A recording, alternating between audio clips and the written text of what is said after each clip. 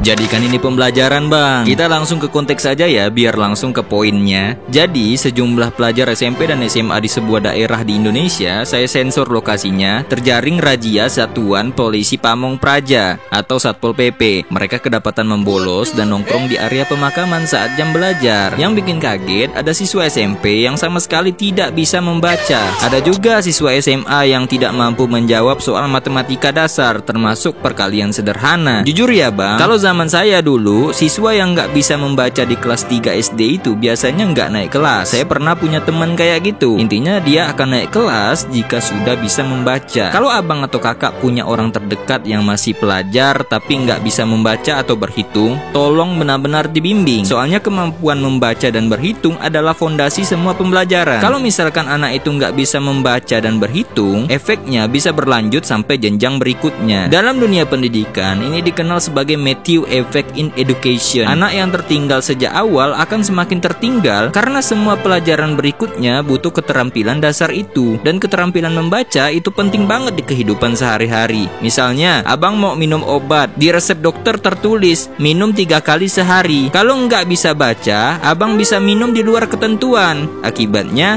ya abang akan meet and greet dengan Michael Jackson, meet and greet dengan Gojo Satoru, meet and greet dengan Jiraiya. Masalahnya di zaman sekarang, ada beberapa orang yang sekolah hanya untuk dapat ijazah. Yang penting lulus, katanya. Pernah dengar? Nah, mindset kayak gini bikin motivasi belajar anak rendah. Menurut self-determination theory, motivasi belajar bisa runtuh kalau pelajaran dianggap tidak relevan dengan hidupnya. Ini salah satu alasan kenapa ada yang memilih membolos ketimbang belajar. Ditambah lagi dengan ucapan yang sering muncul di internet seperti percuma sekolah. Ucapan-ucapan ini bisa merusak semangat belajar anak-anak. Kalau misalkan ini dibiarkan, dampak jangka panjangnya kesulitan di dunia kerja, rentan dimanipulasi karena rendahnya literasi informasi, tidak mampu mengelola uang karena numerasi rendah. Menurut saya kalau mau memberantas kemiskinan, harus mulai dari pendidikan, dan itu dimulai dari hal yang paling basic, membaca dan berhitung. Kira-kira abang setuju nggak? Dan abang pernah jumpa hal kayak gini di lingkungan abang?